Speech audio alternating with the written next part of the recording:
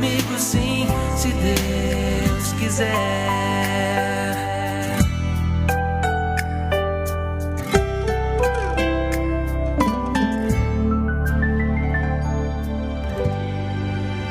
Eu vi quando você se levantou. Eu vi quando você se espreguiçou e foi se ajoelhar. Eu já sabia o que você ia fazer e fiquei tão feliz. Me alegrei só de saber que em meio a tanto sono você escolheu a mim.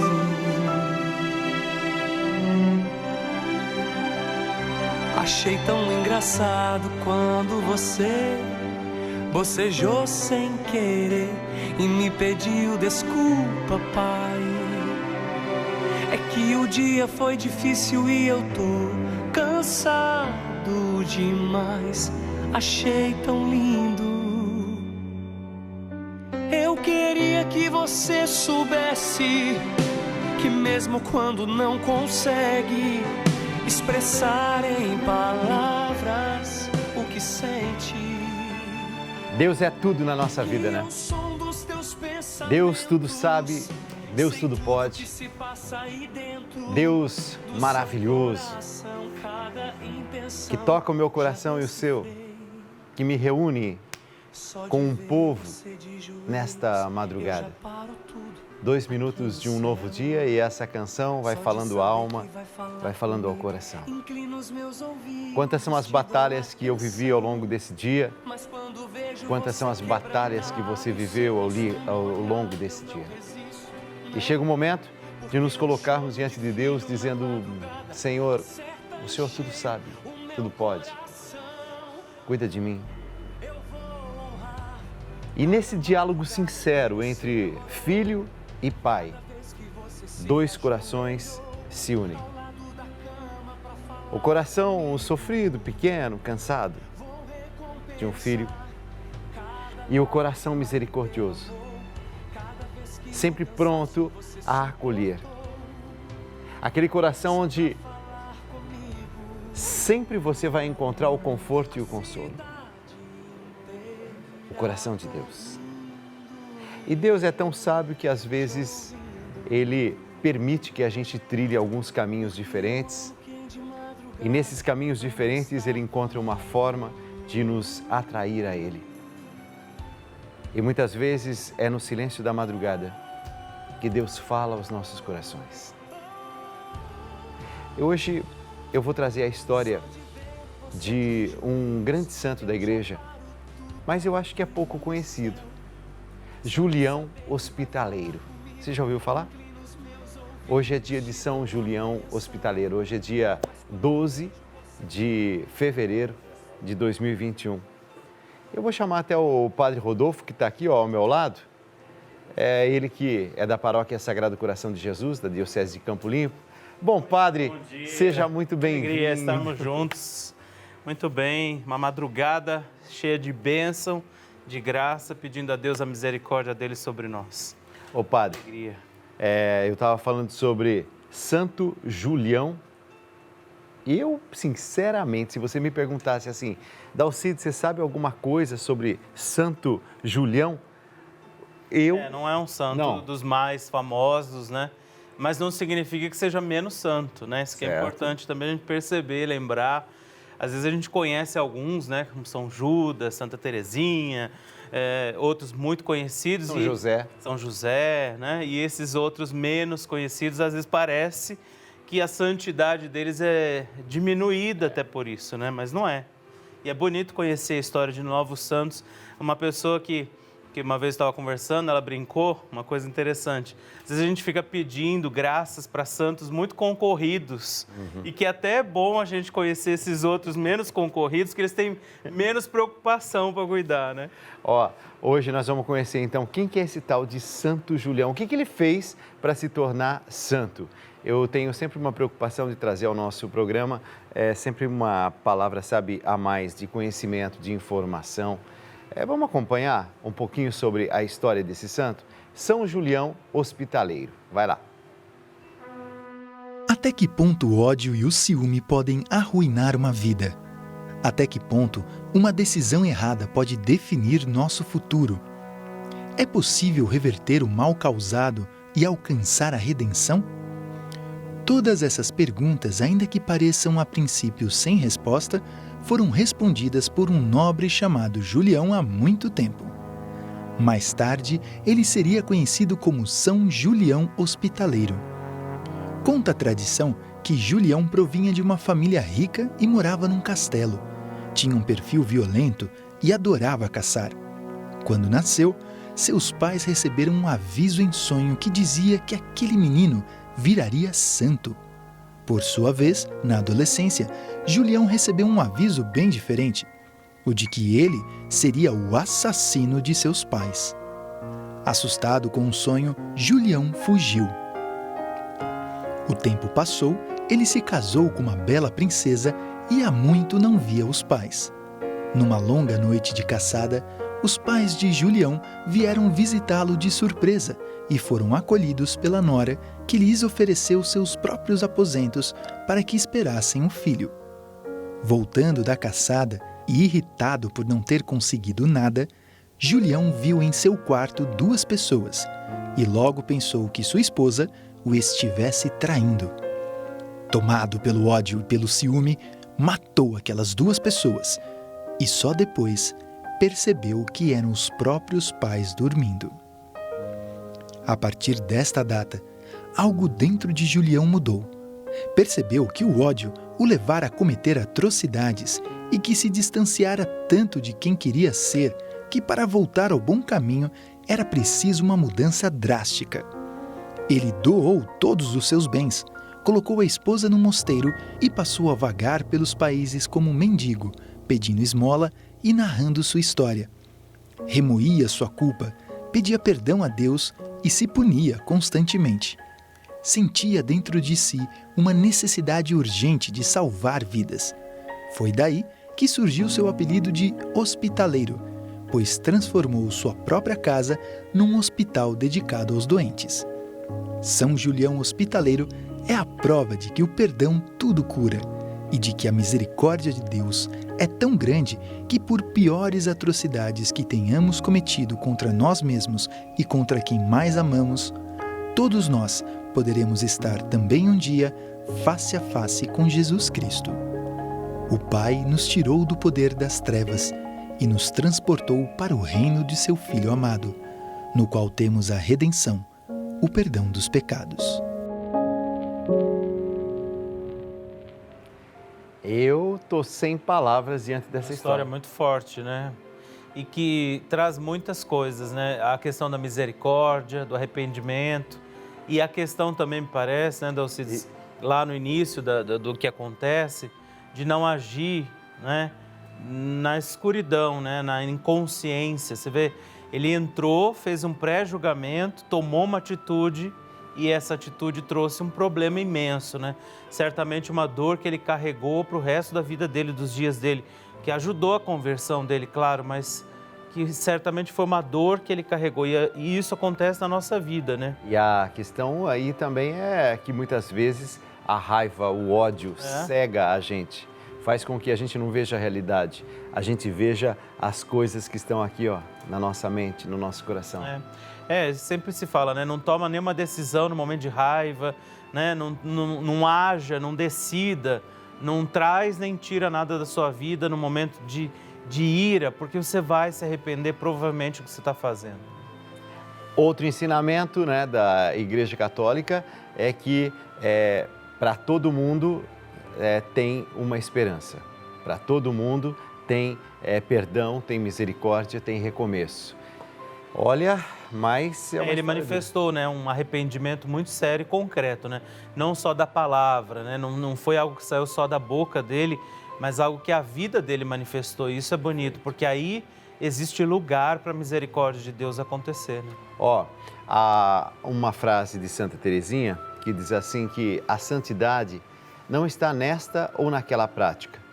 Ela consiste numa disposição do coração que nos torna humildes e pequenos nas mãos de Deus, conscientes da nossa fraqueza e confiantes até a audácia na sua bondade de Pai.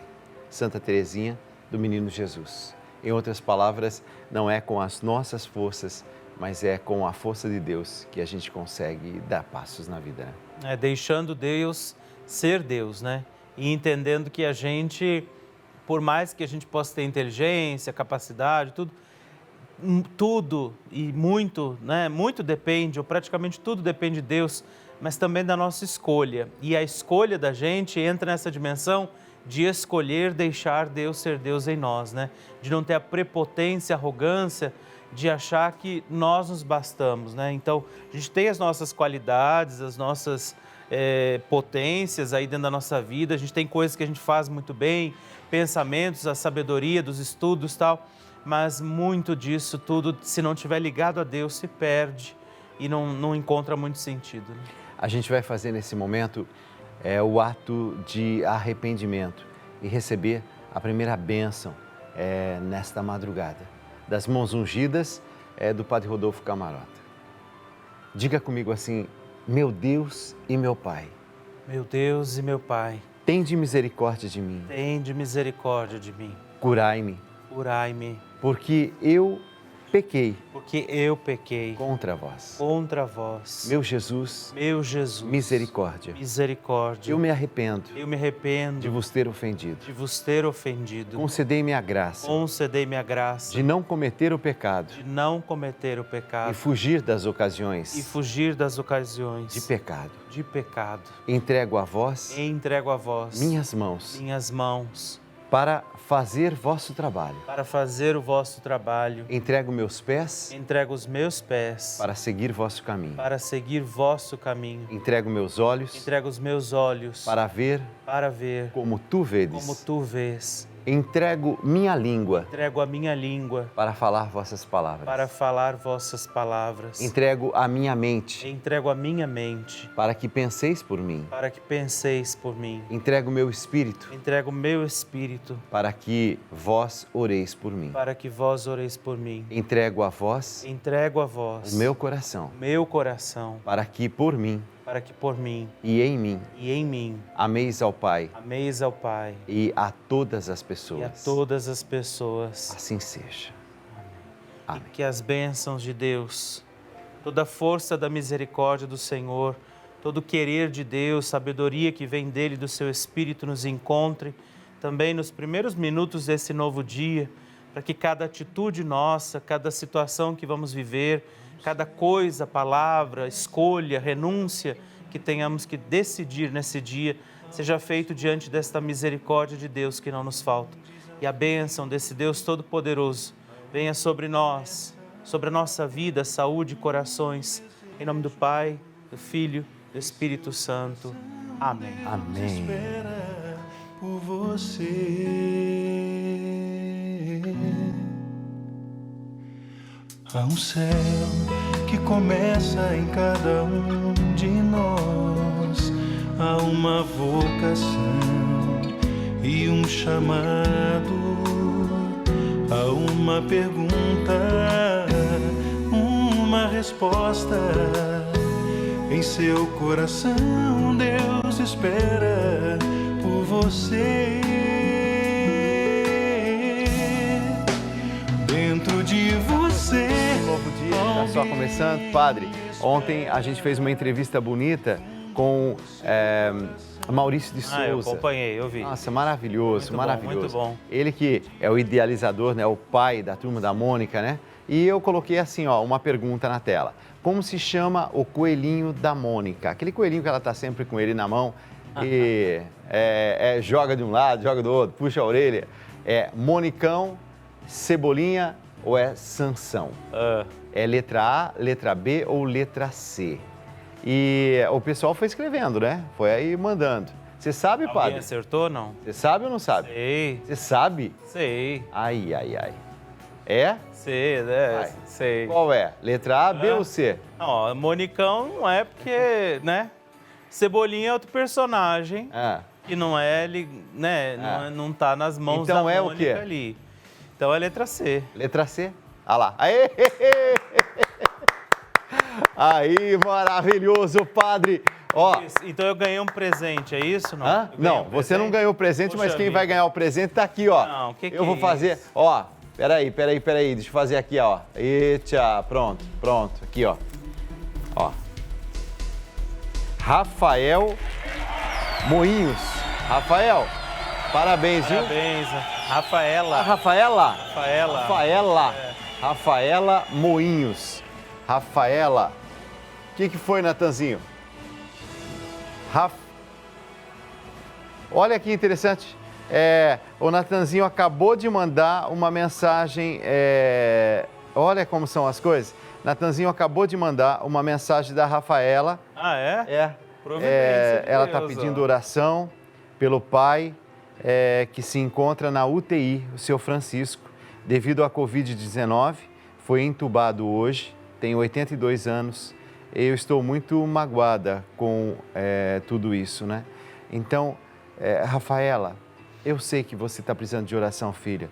E eu vou fazer o seguinte, sabe, o fato de você ter sido escolhida é um carinho, né? É um carinho de Deus, né? Deus sabe das suas dores, Deus sabe do que você está precisando. E eu queria que você se sentisse assim tão próximo do coração dele nesse momento, tá bom, filha? Nós vamos nos colocar em oração. Daqui a pouco nós vamos, inclusive, fazer o terço de Jericó, pedindo para que todas as muralhas caiam por terra. E agora a gente começa com uma Ave Maria. Ave Maria, cheia de graça, o Senhor é convosco. Bendita sois vós entre as mulheres, e bendito é o fruto do vosso ventre, Jesus. Santa Maria, Mãe de Deus, rogai por nós, pecadores, agora e na hora de nossa morte. Amém. Que o teu bebê andaria sobre as águas. Será que tu sabias que teu filho salvaria os nossos filhos? Tu sabias que o teu menino viria nos recriar e que o filho a quem tu deste a luz te faria mãe do mundo. Maria, tu sabias que o teu bebê faria o cego. Ó, vou tirar um envelope aqui, tá? Tá. Vou deixar aqui, mas vou virar, ó. Tá bom. Envelope 1.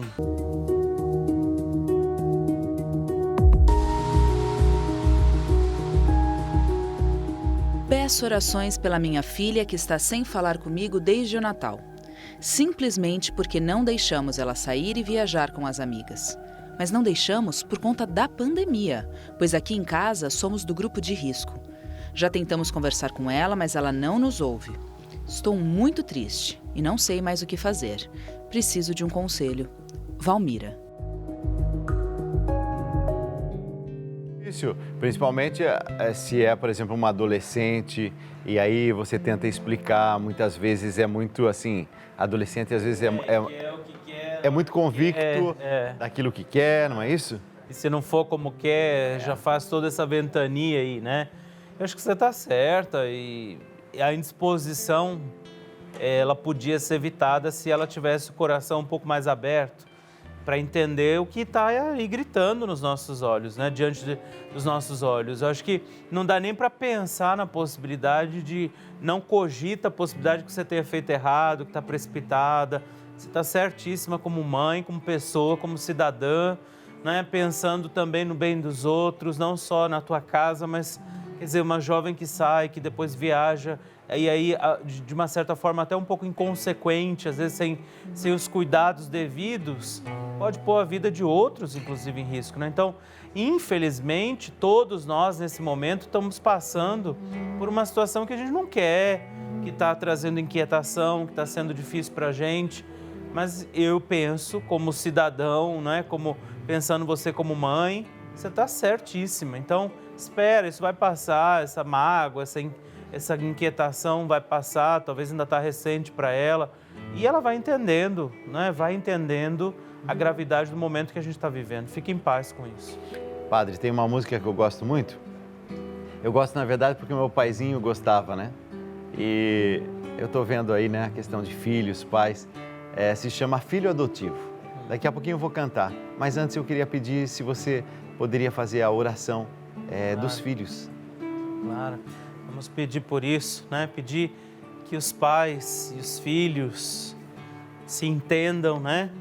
Que os pais sejam zelosos, prudentes e que os filhos estejam abertos a essa graça da sabedoria dos seus pais sobre a vida deles. Por isso nós te pedimos, Senhor, dai-nos a graça da sabedoria para educarmos os nossos filhos no caminho da obediência. Dai-nos a graça de não termos medo de corrigi-los. Nós te pedimos, Senhor, a sabedoria de uma pedagogia inspirada, a fim de formarmos nossos filhos, sabedoria para utilizarmos a correção segundo o seu coração. Dai-nos, Senhor, a graça de não nos omitirmos quando eles precisarem de correção. Senhor, liberta-nos de toda omissão, porque não queremos cruzar os nossos braços diante dos erros dos nossos filhos, mas sim o chamar a uma vida de obediência e justiça, como sua palavra nos ensina. Assim seja. Amém. Com sacrifício eu criei meus 7 filhos, do meu sangue eram 6, e um peguei com quase um mês. Fui viajante, fui roceiro, fui andante, e para alimentar meus filhos não comi para mais de 100. 7 crianças, 7 bocas inocentes, muito pobres, mas contentes, não deixei nada faltar. Foram crescendo, foi ficando mais difícil, trabalhei de sol a sol, mas eles tinham que estudar. Meu sofrimento, ah meu Deus, valeu a pena, quantas lágrimas chorei, mas tudo foi com muito amor. 7 diplomas, sendo 6 muito importantes, que a custas de uma enxada conseguiram ser doutor. Hoje estou velho, meus cabelos branquearam, o meu corpo está surrado, minhas mãos nem mexem mais. Uso bengala, sei que dou muito trabalho, sei que às vezes atrapalho meus filhos até demais. Passou o tempo e eu fiquei muito doente, hoje vivo num asilo e só um filho vem me ver. Esse meu filho, coitadinho, muito honesto, vive apenas do trabalho que arranjou para viver. Mas Deus é grande, vai ouvir as minhas preces. Esse meu filho querido vai vencer, eu sei que vai. Faz muito tempo que eu não vejo os outros filhos, sei que eles estão bem, não precisam mais do pai. Um belo dia, me sentindo abandonado, ouvi uma voz bem do meu lado: pai, eu vim pra te buscar. Arrume as malas, vem comigo, pois venci. Comprei casa e tenho esposa, e o seu neto vai chegar. De alegria eu chorei e olhei pro céu. Obrigado, meu Senhor, a recompensa já chegou. Meu Deus, proteja os meus 6 filhos queridos, mas foi meu filho adotivo, que é este velho Amparo.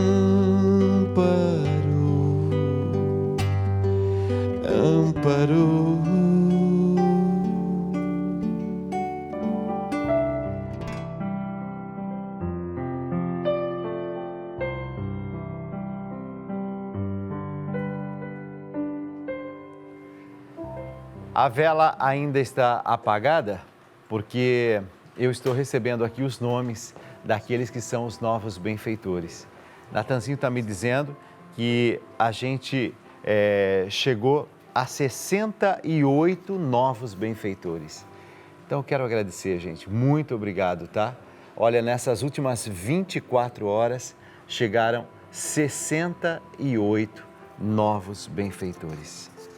Por todos os novos benfeitores que estão chegando de todas as partes do nosso Brasil, para nos ajudar a levar adiante essa missão, para ajudar a levar adiante esse programa, para que esse programa seja sempre luz na vida daqueles que mais necessitam. Tem recadinho também, né, ô Natanzinho? Ó, aqui tem mais nomes, tá? Eu quero agradecer a Janaína, ó. Ela está dizendo assim, manda um abraço para o Cauã, ele tem 6 anos e ele é apaixonado por você e pelo Padre Rodolfo. Ai, que bonitinho. Ai, Cauã. Ô, Cauã, esse abraço é seu, ó. Isso, duplo então. Vamos lá, nós dois. Vai, Padre. Aqui, ó. Isso. Eita. Cauã, pela primeira vez na história desse programa, tivemos 2 abraços ao mesmo tempo, hein? Que Deus te abençoe, filho. Deus te abençoe. Nossa. Obrigado, Janaína. Obrigado, viu, por ser benfeitora e nos ajudar a levar adiante essa missão, viu? Graças a vocês, nós estamos levando adiante essa missão. Aqui estão os nomes dos nossos benfeitores. Muito obrigado. São aqueles que estão chegando, né, gente? Eu estou mostrando os nomes, que é uma forma também de eu dizer muito obrigado, né? São aqueles que estão chegando e eu quero receber da melhor forma, né? Então, muito obrigado a todos vocês, viu? Que Deus abençoe a todos. Amém. Eita, coisa bonita, meu Deus. Você sabe que, Padre, até vou pedir para você segurar agora aqui em mãos e se puder abençoar enquanto eu acendo essa vela. Pode ser? Deus venha em auxílio e socorro de cada um desses, que a vida deles esteja guiada e conduzida pela luz do Espírito Santo. Jesus que vive e reina, os abençoe, os guarde, os proteja. Em nome do Pai, do Filho e do Espírito Santo. Amém. Amém. Se você, nesta madrugada, está sentindo no coração que chegou o momento de assumir esse compromisso junto com a gente, eu peço que você faça isso. Pegue o telefone, ligue, 0 operadora 11 4200 8080. Se você der esse sinal, se você fizer esse gesto, pode ter certeza que isso vai agradar muito ao coração de Deus. Eu digo isso com muita serenidade, com muita calma, com muita paz no coração, porque eu tenho visto o que tem acontecido de bênçãos, de graças, o quanto esse programa é importante para aqueles que mais necessitam. Quantas e quantas pessoas estavam se sentindo desamparadas, sem forças, e quantas pessoas estão reencontrando sentido, inclusive, para a própria vida a partir desse programa nas madrugadas. Obrigado, então, aos novos benfeitores que estão chegando de todas as partes do Brasil. Muito obrigado a todos vocês. Ô, meu irmão, a gente tem trazido esses nomes e eu fico imaginando, por exemplo, que nesse momento tem alguém dizendo assim, nossa, eu ouço sempre o Dalcides falar, o Padre Rodolfo falar. Eu acho que hoje eu vou participar desse projeto. Seria, assim, o maior presente que você poderia dar a nós também, porque a gente faz esse programa com, assim, muita determinação, com muita força, com muita garra, com muita coragem, mas a gente precisa da sua ajuda, porque a madrugada nós queremos trazer sempre uma palavra de conforto, uma palavra de carinho, uma palavra de esperança. E nós precisávamos de um programa católico nas nossas madrugadas. Com todo o respeito aos nossos irmãos, o carinho que nós temos, irmãos de outras religiões, que fazem também um trabalho tão bonito de evangelização, mas nós católicos temos algumas coisas que são muito específicas nossas. Aqui a gente fala dos sacramentos, aqui a gente fala sobre devoção à Nossa Senhora, aqui a gente reza o terço, aqui a gente fala, por exemplo, os ensinamentos do Papa Francisco. Então, para termos tudo isso, era preciso ter um canal católico e também uma programação católica. Por isso que se você me ajuda a manter esse programa, você está ajudando a manter uma programação católica nas madrugadas. Se você ama a sua religião católica, eu peço que hoje seja o dia de vir até nós, aqueles que são católicos convictos. Hoje eu faço um apelo para você que é católico. Porque a experiência também, né, Dalcides, perceber nesse horário tão difícil, né? Onde muitas pessoas às vezes têm as crises da ansiedade, da insônia. E esse programa já há mais de 4 anos tem sido essa presença. Então, quando se faz esse apelo, não está se fazendo um apelo simplesmente porque alguém quer o dinheiro da sua doação, mas para que uma obra de evangelização seja mantida, né? Se possa, então, continuar fazendo com que pessoas que, de repente, passavam ali os canais e não encontravam a sua identidade, né? Quando você diz um programa católico, sem desmerecer o que já havia, né, de outras denominações religiosas, como é bom a gente também ligar a televisão nessa hora, na madrugada, e encontrar algo com a nossa identidade, né?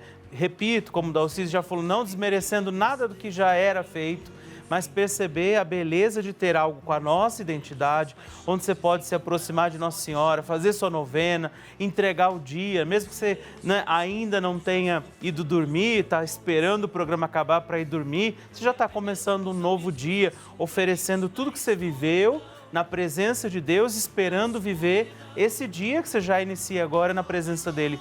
Então, o fato de doar, como a gente diz tantas vezes, né, R$1 por dia que seja, né, na tua possibilidade, faz com que alguém que de repente já não tinha mais esperança, não sabia se ia dar conta, não acreditava mais que Deus olhava por ela, achava que não merecia esse amor de Deus, começou a entender melhor quem é Nossa Senhora, por que a gente tem tanto carinho pela Mãe de Deus, e isso acontece aqui, a cada madrugada, graças ao sim, como esses 68 que chegaram e você que está chegando também nessa madrugada. Então, que Deus possa abençoar você por isso, que Deus possa tocar o coração, aquele que está em dúvida agora, dizendo, será que eu faço? Será que eu ligo? Será que eu vou ajudar? Será que eles vão fazer o que estão dizendo? A prova está aqui, 4 anos e meio, todas as madrugadas aqui, dando sim, né? Dalcides dizendo o seu sim a cada madrugada, muitas pessoas que passam por aqui, para que o teu coração seja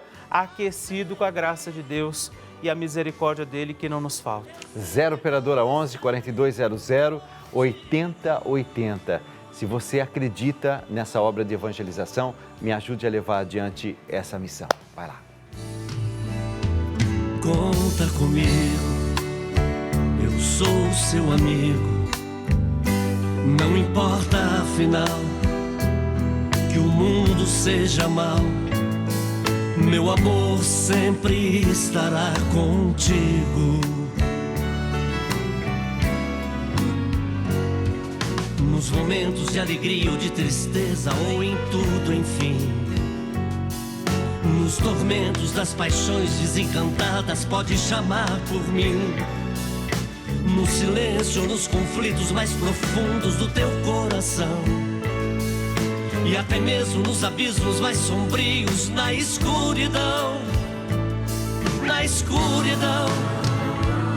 Pode contar comigo, eu sou seu amigo.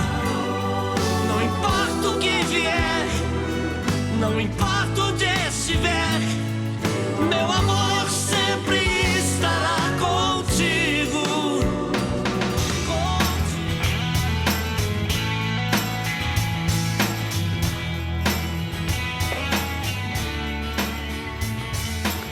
E agora eu vou falar com alguém que eu tenho assim, é um respeito, é um carinho, é uma admiração, não só eu, mas toda a minha família, Dr. Ives Gandra, ele que é um dos maiores juristas do nosso país, advogado, escritor, professor emérito da Faculdade de Direito da Universidade Mackenzie e membro da Academia Brasileira de Filosofia.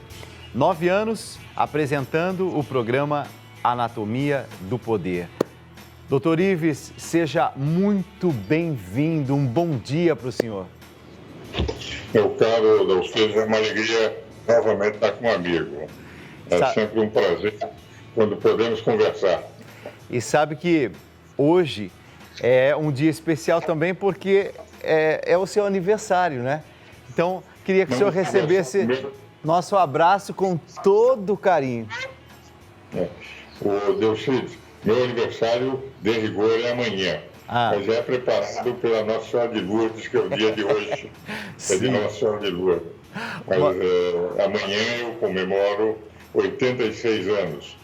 Quer dizer, na prática, eu nem sei como é que eu estou aqui falando com vocês, pelo momento já está aposentado, mas eu não consigo parar de trabalhar, de escrever, e, enfim, de estar em contato com os meus amigos, vivendo ainda aquilo que os dias que Deus me dá. Na verdade, Dalcedes, nós todos temos na vida com uma determinada missão. E essa missão é o plano que Deus fez para cada um de nós. E nós temos que cumprir de acordo com a sua vontade. O pior é que todos nós nunca cumprimos exatamente como Deus gostaria. De alguma maneira, procuramos lutar para santificar. Dizia um Papa que os santos são aqueles pecadores que não desistiram, não é?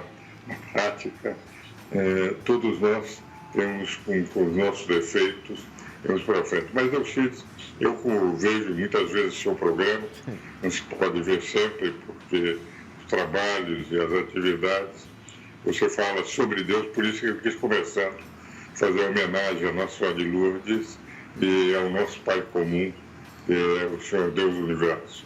Doutor Ives, o senhor está falando de espiritualidade, então eu gostaria de começar essa nossa entrevista nesse caminho.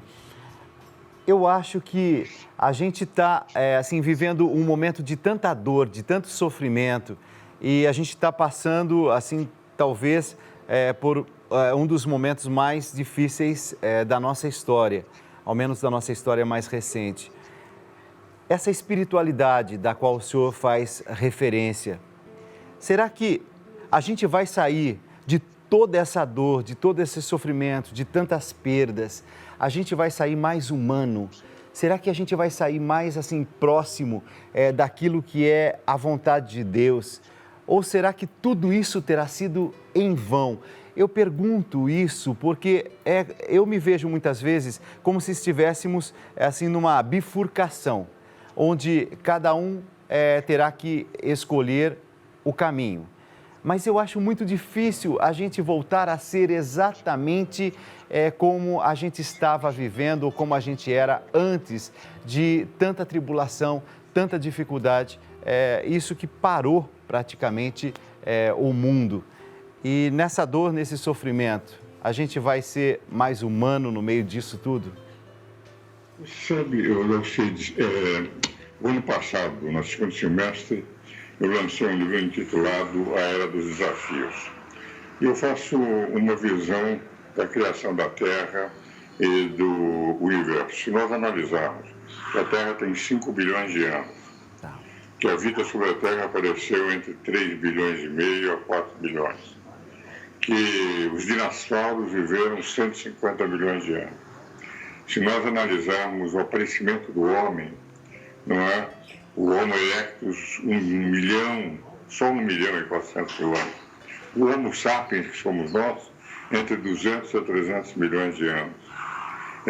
Os neandertalenses não eram propriamente a visão que nós temos.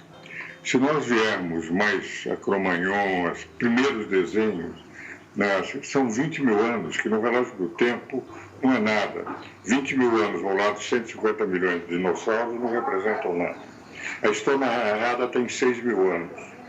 Se nós pegarmos que Herodes, há 2 mil anos atrás, para não ficar mal com o convidado, mandou cortar a cabeça de João Batista, só por uma questão de conveniência. Olha, eu ficaria mal porque eu fiz uma promessa, se eu não cumprir, sem julgamento, sem nada. Hoje, 2000 anos depois, que não é nada no relógio do tempo, 2000 anos, nós temos a Declaração Universal dos Direitos Humanos. E uma questão como João Batista não seria possível no mundo moderno, entende? Embora ainda possa haver, ainda temos países que não evoluíram em nível de direitos humanos. Então eu tenho a impressão que a humanidade tem evoluído, eu digo nesse dia. Nós temos desafios pela frente, mas pelo relógio do tempo, a velocidade é enorme. Cristo veio há 2000 anos atrás. O que o cristianismo influenciou a cultura mundial? A universidade é fruto do cristianismo. Quer dizer, a grande oferta cultural para o mundo inteiro, que é a universidade, foi o cristianismo que criou. Então, eu tenho a sensação que, se nós analisarmos no relógio da eternidade, nós estamos evoluindo com uma rapidez que nenhuma espécie humana evoluiu. Agora, por quê? Porque há um momento em que a espécie vida recebeu a alma, que foi o momento em que Deus, entende, criou o homem. O que vai dizer, alguém que pode adorá-lo, pode dar ação de graça, desagravar, peticionar, entende? Então eu tenho a expressão que, se olhamos num grande relógio, nós estamos avançando com uma velocidade extraordinária. Agora, é evidente que a humanidade evolui como espirais. Sempre quando baixa a espiral, a grande vantagem é que o ponto mais baixo da última espiral é mais alto que o ponto mais baixo da espiral anterior. Nós estamos vivendo um momento de pandemia. Um momento, aliás, o mundo já viveu outras crises semelhantes de saúde no passado. Mas tem havido mais solidariedade. Sente-se mais. Por exemplo, eu vejo a minha filha, que é secretária nacional da família, o trabalho que está se fazendo em relação à família é um trabalho muito bom, que os jornais não apresentam, porque hoje, ideologicamente, nós temos uma luta ideológica entre governo, oposição, que contaminou o Poder Judiciário, contaminou a mídia tradicional e as redes sociais, mas aquilo que não aparece está sendo feito. Então, eu, efetivamente, apesar de sentir, enfim, também um avanço de uma certa secularização, eu tenho visto também, um contato com estudantes, etc., como há uma consciência de que há necessidade de mudar. De necessidade de mudar desse egoísmo próprio, de vou gozar e usufruir a vida, mas para se dedicar também aos outros. Então, eu tenho a sensação, é uma luta permanente. O cristianismo, durante 300 anos, foi perseguido pelo Império. O Império cresceu. Veja, por exemplo, Diocleciano, 15 anos antes de Constantino declarar a religião oficial, ele fez uma das maiores perseguições contra os cristãos. De repente, Constantino, politicamente, a mãe era cristã, mas o que impressiona em Constantino, ele percebeu que quase 60% do império era cristão. Como é que ele ia governar um império? No século III, eles não conseguiram governar. Vinham assassinando se não tivesse o apoio dos cristãos. O que vale dizer, eu, em nível de exame da história, sou muito otimista. Agora, não se avança senão com problemas. Os problemas nós temos que enfrentá-los. O senhor citou que é um momento delicado que a gente vive também na questão política, direita, esquerda, extremismos. Será que a gente não está vivendo um momento onde seria necessário, urgente, redescobrirmos o diálogo? A sensação que eu tenho, doutor Ives, é que se fala e cada um está falando e tentando falar mais alto que o outro, mas a gente está tão polarizado que fica até difícil sentarmos à mesa para buscarmos propostas e caminhos únicos, comuns. Diálogo é possível num contexto tão polarizado como a gente está vivendo? Eu tenho a impressão que agora o diálogo representa o quê? Em primeiro lugar, em política, na vida, em sociedade, não existem teorias abrangentes. As teorias abrangentes em política são das ditaduras. Quem não pensa como eu não considero. John Rawls, um professor da Universidade de Harvard, ele dizia que as teorias para a democracia têm que ser não abrangentes. Eu tenho a minha teoria, você tem a sua, nós vamos discutir. O diálogo pressupõe um segundo aspecto. O primeiro aspecto do diálogo não é falar, é escutar. Se a pessoa não aprende a escutar, ele não sabe dialogar. Porque o diálogo não é imposição de uma ideia, é uma troca de ideias. E por essa razão, o primeiro aspecto é saber escutar. Quem não sabe escutar não sabe dialogar.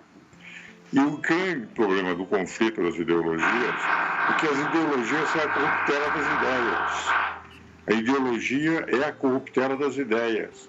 O que vale dizer, na prática, o conflito de ideologias é um conflito em que não há diálogo e cada um quer impor a sua colocação, quer impor a sua forma de pensar e não quer que a outra forma termine prevalecendo sobre ele. Essa é a razão pela qual o diálogo, como você diz, é extremamente importante, mas só dialoga quem sabe escutar.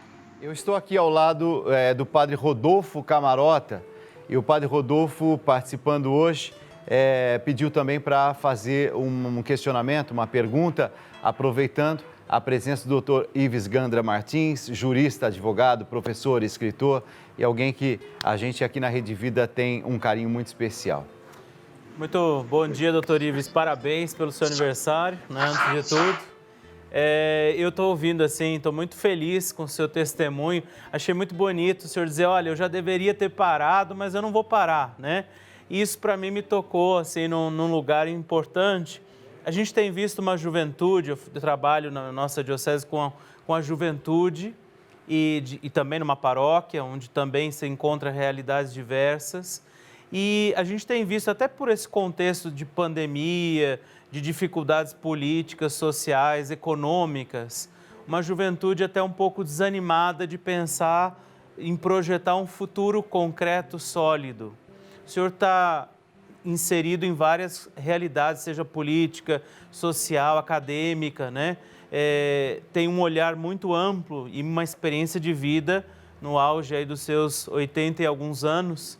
Então, eu queria uma palavra, de repente, para esse jovem. O senhor já passou por momentos políticos diversos, econômicos diversos, né? Situações não tão, talvez, difíceis assim, né? No contexto da pandemia que a gente está vivendo, porque isso é uma situação também nova para muitas gerações, mas que palavra o senhor poderia dar para um jovem que está assistindo agora e que não está encontrando assim, lugar para sonhar, que não está encontrando condição de perceber que algumas coisas vão passar e que, apesar da dificuldade desse momento, é preciso que a gente se prepare, que a gente se empenhe para isso. Então, com toda a sua experiência, que não é pouca, né?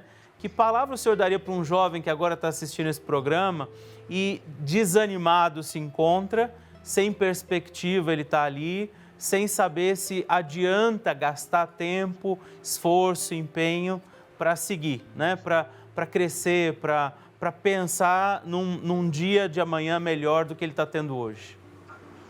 No seguinte, eu pessoalmente ainda hoje trabalho com jovens. Quando eu tenho feito lives, tenho dado palestras, apesar da pandemia, infelizmente pelo sistema Zoom, não com aquele contato direto, e em contato permanente com jovens, até porque, como professor universitário, que não dou aulas mais curriculares, mas palestras e conferências continuo dando, eu tenho esse contato, Padre Rodolfo, com a juventude. E muitas das lives que eu tenho feito são com jovens advogados, pessoas que estão começando, ou estudantes. Por exemplo, a semana que vem, na quarta-feira, eu faço uma live só para estudantes como enfrentar os problemas de direito no início de uma carreira. Então, na verdade, eu gosto muito do contato com os jovens. E o que eu tenho procurado colocar sempre para eles é o seguinte: em primeiro lugar, há, evidentemente, posições políticas que se pode tomar, mas o jovem tem que se preparar para enfrentar a vida.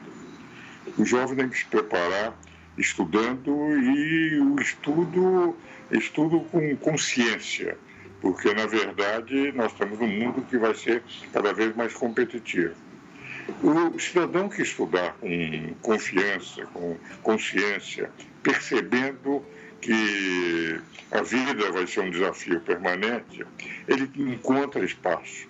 É impressionante como eu vejo os jovens estudantes nas faculdades, vai se percebendo, meus escritórios de advocacia procuram saber quais são os melhores alunos, aqueles que efetivamente demonstram talento. Então, eu vejo a possibilidade de se encontrar. Por outro lado, quando o jovem resolve se considerar um ideólogo e com capacidade de conhecer todos os problemas brasileiros, mundiais, já tomar posições ideológicas, ele deixa de fazer o que é mais importante, se preparar para enfrentar a vida. Normalmente, o jovem não tem conhecimento do mundo e pensa que tem um conhecimento absoluto. O que ele tem, na verdade, é que aumentar o seu conhecimento para daí atuar com a maior competência, maior capacidade e sendo, portanto, fecundo no seu trabalho. Essa é a razão pela qual eu sempre procuro mostrar a eles: vocês têm que se preparar em primeiro lugar. Por aí vocês serão reconhecidos, vocês poderão tomar posições, as suas convicções, inclusive políticas, poderão com muito mais consistência, um debate com muito mais solidez, serem apresentadas. Em segundo lugar, é o seguinte: eu mostro a eles sempre o seguinte: a melhor desonestidade de um jovem é ser rigorosamente honesto em tudo. O cidadão honesto, ele passa a ser considerado no mundo. O desonesto, mais cedo ou mais tarde, é descoberto, ninguém confia. E o honesto, ao contrário, tem uma desonestidade em relação aos outros, que o honesto, quando é reconhecido, ele passa a ser naturalmente procurado. Então, a melhor forma de ser desonesto é ser profundamente honesto no seu trabalho, nas relações com seus amigos, nas relações com pessoas. Ser uma pessoa confiável. Diz: fulano de tal, eu posso falar com ele porque ele é um cidadão que eu confio. E, evidentemente, a honestidade vai fazendo com que as virtudes apareçam. E um outro aspecto, eu tenho sentido muito Delcides e Padre Rodolfo. Mesmo naqueles jovens que não têm a impressão que não querem acreditar em Deus, eles têm uma preocupação interior muito grande. E é isto que se pode aproveitar mais numa conversa do exemplo do que a palavra. A palavra é muito boa para orientar no seu conhecimento de como vai lutar na vida. Mas o exemplo, a meu ver, é o melhor pregador para o jovem que está em dúvidas, que não acredita, porque ele vai percebendo, enfim, que há alguma coisa diferente naqueles que acreditam e não se procuram, falam mais dos seus jovens a Deus do que de Deus aos seus jovens, porque eles vão percebendo efetivamente e deve haver alguma coisa diferente. E eu tenho a impressão, eu sou, aliás, a vida inteira, com 86 anos que eu faço amanhã, eu trabalhei com jovens. Comecei a lecionar em cursinho no primeiro ano de faculdade e leciono até hoje.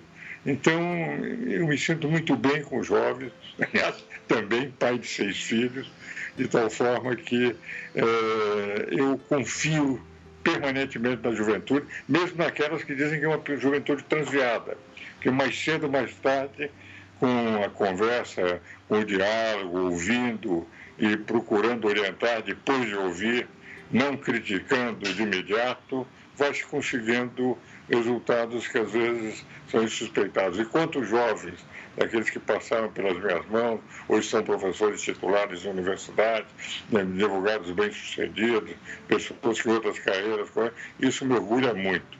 Quando eu vou, hoje viajo pouco, mas é algo extremamente agradável quando chegava numa cidade para dar uma conferência. Professor, eu fui seu aluno, professor, isso, aquilo, demonstrando que a vida do professor é uma das vidas mais agradáveis para quem efetivamente considera lecionar como uma missão prazerosa.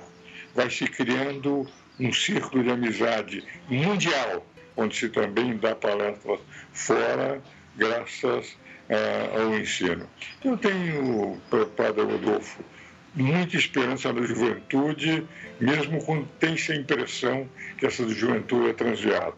Mas cedo ou mais tarde, com exemplo, se consegue ordenar. E o senhor é melhor do que eu, porque o senhor trabalha diretamente, e eu trabalho indiretamente através de aulas.